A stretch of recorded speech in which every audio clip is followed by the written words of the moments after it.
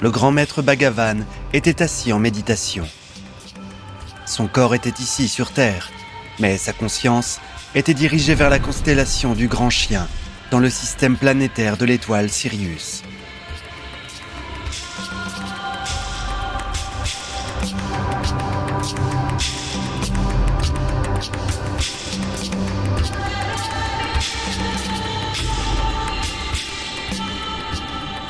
Qui était beaucoup plus proche du centre de la galaxie que notre chère Terre, nichée à la périphérie de l'univers.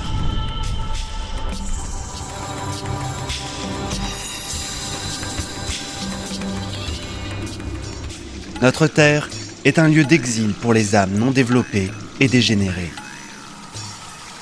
C'est pourquoi on y trouve tant de chagrin et de mal, et si peu de spiritualité. Mais la Terre n'est pas oubliée par Dieu et les forces de lumière. Les meilleures âmes de l'univers s'y incarnent volontairement pour ne pas laisser périr les perdus, pour les élever à un nouveau niveau de développement. Et beaucoup de ces créatures célestes des soleils spirituels de l'univers sont déjà devenus les disciples de l'une des plus grandes âmes de la galaxie, le maître Bhagavan. Le maître, dans son corps subtil, se tenait à la surface de la planète Soti. La nuit tombait, mais il ne faisait pas sombre, car lorsque les derniers rayons de Sirius quittaient la planète, le ciel était éclairé par une voûte d'étoiles si proches les unes des autres qu'il était difficile de distinguer les différentes constellations.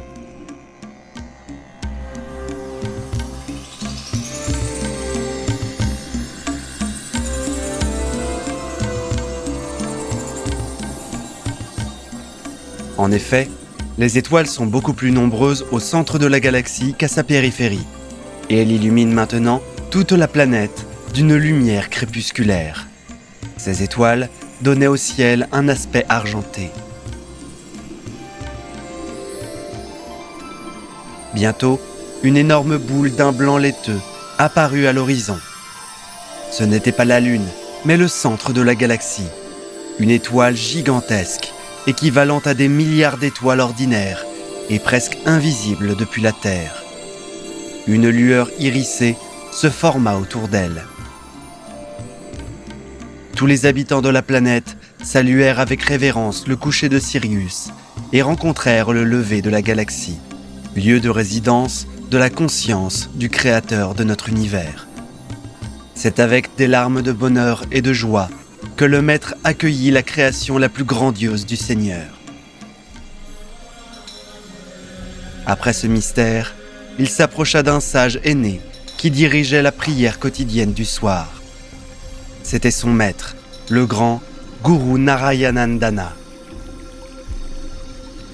S'inclinant devant lui avec respect, Bhagavan lui demanda des conseils sur la manière d'aider les terriens. Narayanandana se leva, s'appuyant sur son bâton magique. Cette planète qui souffre depuis longtemps est très éloignée du centre de la galaxie, et l'âge du Kali Yuga y règne. Mais l'âge sombre touche à sa fin. Le Soleil et la Terre, qui tournent autour du centre de la galaxie, ont commencé à s'en approcher lentement, et bientôt, les forces du mal tomberont, et l'âge d'or reviendra sur la Terre. Lorsque les enfants seront élevés dès l'enfance, dans des écoles spirituelles dirigées par de grands maîtres, et que, dans les instituts et les centres de recherche, ils étudieront non pas la physique, la chimie et la bombe nucléaire, mais l'occultisme, la parapsychologie et le yoga. Lorsque tous les habitants de la Terre, sans exception, seront occupés jour et nuit, non pas à un travail fastidieux, ni à des querelles familiales, ni à la vodka ou à la drogue, ni au vol ou au cambriolage, mais à l'autodéveloppement spirituel, alors le mal disparaîtra complètement et l'amour et la sagesse régneront. Car aucune réforme, aucune politique n'apportera rien à la Terre, tant que chacun de ses habitants ne s'engagera pas dans l'autodéveloppement, dans l'autoréalisation spirituelle. Tout le reste n'est que vanité et dépérissement de l'esprit, des jeux inutiles et dangereux de l'ego humain, qui font souffrir tous les êtres vivants sur la Terre pour nourrir les entités obscures de leur souffrance. Les étoiles irradient la lumière. Et l'homme devrait irradier l'amour. C'est pour cela qu'il a été créé. Mais au lieu de cela, les gens sur Terre rayonnent la souffrance. Il faudrait leur apprendre à transformer l'énergie inférieure en énergie supérieure pour leur salut et leur bonheur. Le maître se sentit à nouveau dans ce lourd corps biologique dans lequel les gens vivent ici.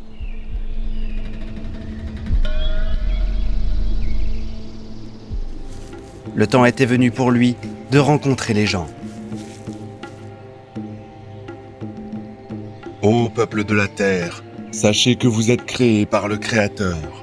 Ainsi, chacun d'entre vous, en consommant la nourriture grossière de cette planète, son air, la transforme en énergie subtile d'émotion et de pensée.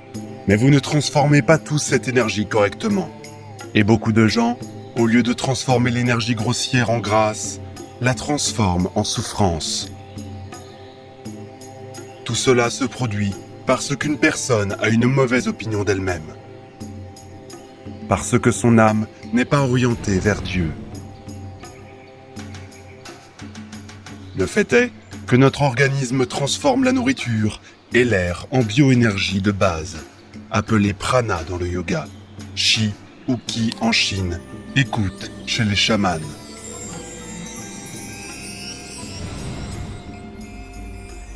Cette énergie est ensuite transformée par l'âme humaine en différentes émotions et pensées. Le catalyseur de cette transformation est constitué par les impressions qu'une personne reçoit. Chacun choisit ses impressions en fonction du cadre et de sa perception. Si l'on oriente sa perception vers Dieu, on reçoit des impressions spirituelles élevées qui, pendant la prière, transforment son énergie en grâce. L'autre recherche des impressions dans le monde du mensonge et de la violence. Et ces impressions transforment son prana en souffrance. Cela se passe de la manière suivante. L'homme est d'abord fasciné par le monde et par lui-même. Il pense que le monde est quelque chose de bon, où il est si unique et où il pourra obtenir ce qu'il veut. Souvent, ce désir n'est même pas ce que la personne veut, mais des valeurs qui lui ont été inculquées. Il a vu la Jeep d'un voisin, et c'est comme s'il la voulait aussi. Il a vu le mari d'une amie, et il a immédiatement besoin de se marier. Mais les lumières de la publicité ont beau nous sembler attrayantes. Jeep, casino, mari, femme, elles finissent toujours par nous décevoir. Le mari peut s'avérer être un ivrogne, la femme une garce, la Jeep est volée, elle peut avoir un accident, tomber en panne, les enfants tombent malades, n'apprennent pas bien, ne grandissent pas pour être ce que nous voulons qu'ils soient. Et tout cela crée de la souffrance. Après tout, l'homme veut une chose, mais sans discernement, il ne se rend pas compte qu'il obtiendra autre chose. C'est ce qui arrive dans 99% des cas à l'homme moyen.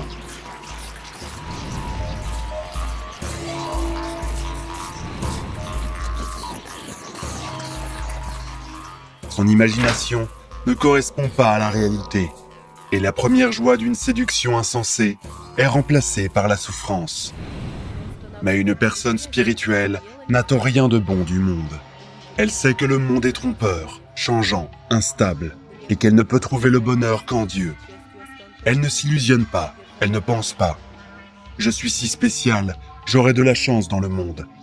Elle sait que notre monde est une centrifugeuse, dont il n'y a rien de bon à attendre, qu'il n'y a pas lieu d'espérer du monde, de parier sur lui, d'y chercher quelque chose. La vie, c'est la survie dans des circonstances qui cherchent à nous détruire, d'abord spirituellement, puis physiquement. Et il faut vivre sans s'encombrer d'objectifs mondains, de soucis, de vanité, en ne pensant qu'à Dieu, à son développement personnel et à sauver les gens de cet enfer. Lorsqu'une personne n'attend rien de la société, qu'elle ne recherche que des impressions spirituelles, qu'elle est en contact avec Dieu et la nature, elle devient immensément bonne.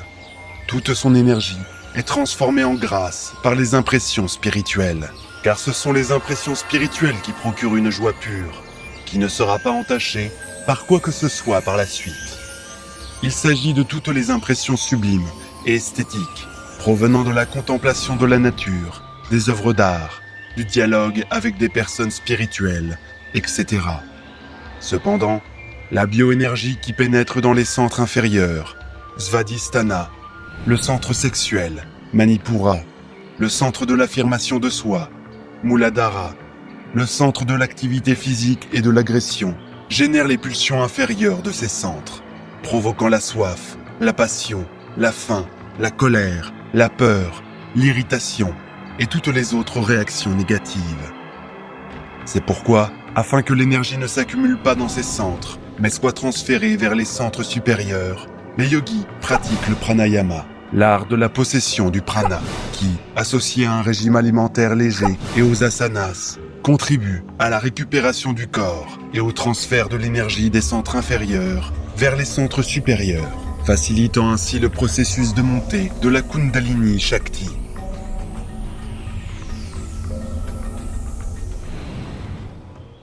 La première étape du pranayama est la capacité de sentir l'énergie qui nous vient de la nourriture, de l'air et des impressions. La capacité de sentir l'énergie qui se manifeste en nous, dans l'attirance sexuelle, dans notre tonus, dans nos émotions, dans nos pensées.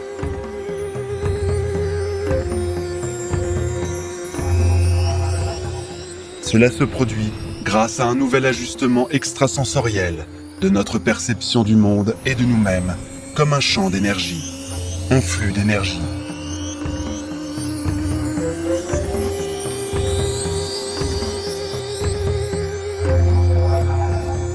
Au stade suivant, une personne, grâce aux méthodes du yoga, nutrition, asanas et pranayama, nettoie les canaux d'énergie Nandi et apprend à distribuer l'énergie dans tout le corps.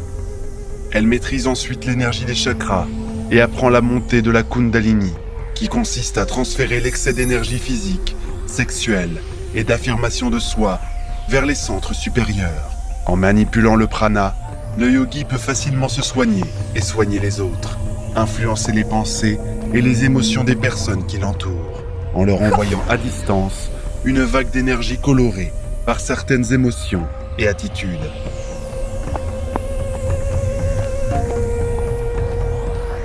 C'est-à-dire qu'il maîtrise des capacités parapsychologiques illimitées, qui consistent à contrôler l'énergie de l'espace et de tous les éléments.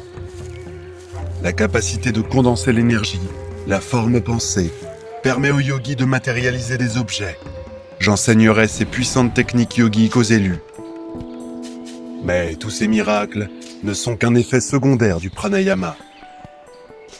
L'essentiel est la capacité à transformer l'énergie inférieure en grâce, en amour. L'amour qui seul peut sauver notre terre de la catastrophe, de l'autodestruction complète de notre civilisation. Engluée dans une vanité mondaine inutile et dangereuse, qui a mis la Terre au seuil d'une guerre nucléaire, de nouvelles maladies incurables, liées à la violation de l'écologie et à la surpopulation de notre planète. Le maître se tut. Ses yeux pleins de sagesse se levèrent vers le ciel. Son visage compatissant et noble rayonnait de l'extase de la prière. Ai-je dit aux gens tout ce qu'ils doivent savoir ? Aide-moi, Seigneur, à comprendre cette connaissance silencieuse. Bien. Maintenant, chacun d'entre vous va faire la première expérience de sentir son énergie.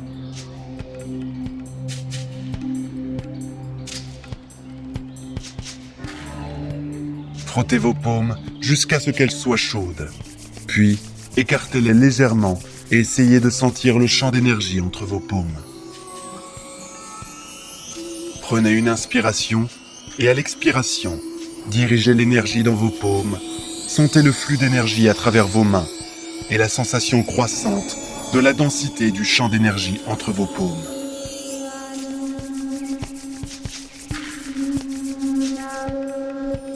Presque toutes les personnes ressentirent immédiatement une attraction ou une répulsion magnétique entre leurs paumes. Certains sentirent une boule d'énergie ou un flux de prana entre elles.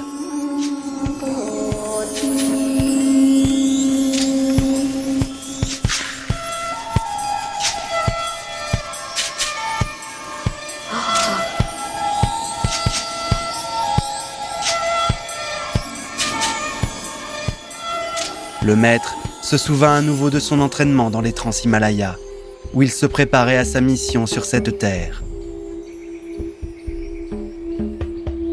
Le grand hiérarque de la galaxie, El Morya, était assis en posture du lotus dans une grotte. Ses yeux étaient tournés vers l'infini. Bhagavan se tourna vers lui et lui demanda : « J'ai appris un ancien dicton qui dit : lorsque l'homme découvrira ce qui fait bouger les étoiles, le sphinx rira et la vie sur terre s'éteindra. Sache, mon élève, qu'il y a 3 forces qui meuvent les étoiles.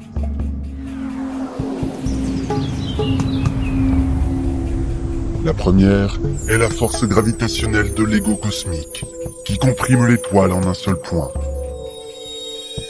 Une autre force est la réaction thermonucléaire de l'amour cosmique, qui dilate l'étoile, la faisant briller, rayonner de lumière. La troisième force est celle qui fait tourner l'étoile autour du centre de la galaxie. C'est la volonté divine.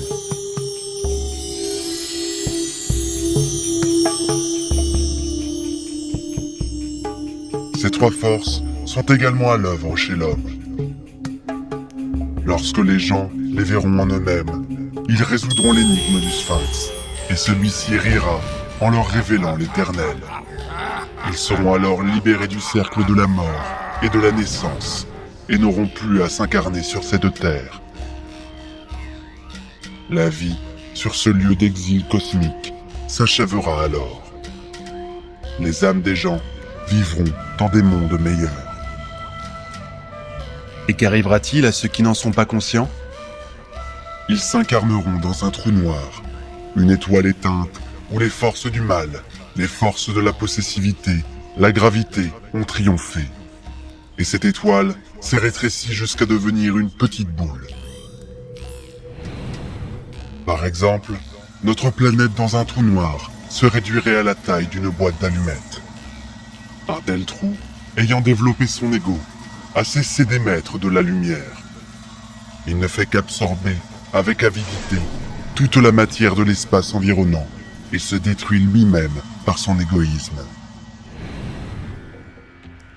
Il en va de même pour l'homme qui pense à lui-même. Il se détruit en se transformant en un tel trou noir de matière surdense, alors que les étoiles sont composées de l'hydrogène le plus fin et que les gens y vivent dans des corps de lumière, n'ayant besoin ni de vêtements, ni de nourriture. Comme dans un rêve, ils ont tout ce qu'ils veulent, mais n'ont besoin de rien, car ils ont réalisé le bonheur de connaître Dieu infini dans leur être fini. El Morya ferma les yeux, se dissolvant en samadhi, fusionnant avec Dieu. Bhagavan le suivit dans son expérience de félicité.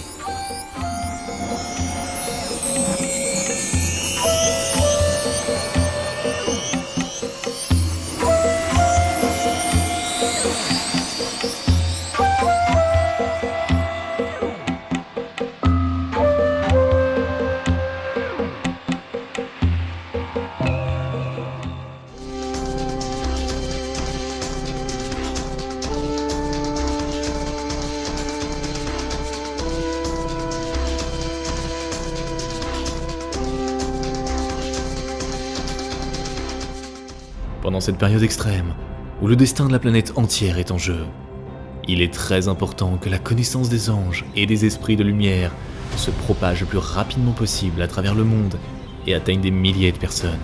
De cette façon, nous pouvons changer l'avenir de toute l'humanité. Alors nous nous tournons vers toi, chère âme de lumière. Partage la connaissance concernant nos livres sages et nos films. Partage les liens vers des vidéos ou des dessins animés. Tout cela est disponible et gratuit. Invite les femmes à des pratiques individuelles, des webinaires et des séminaires. Et le grand esprit de lumière t'aidera, à toi et à ta famille, en dirigeant une énorme quantité d'énergie pour réaliser tous tes désirs. Les esprits lumineux et les anges t'aideront, à toi et tes proches dans tous les domaines. Le fil de la lumière et de l'amour de ton cœur atteint le cœur des femmes en recherche. Et la création du bien, la diffusion de la connaissance de lumière dans le monde commence. Rejoins cette mission de lumière. Aide les gens et Dieu t'aidera.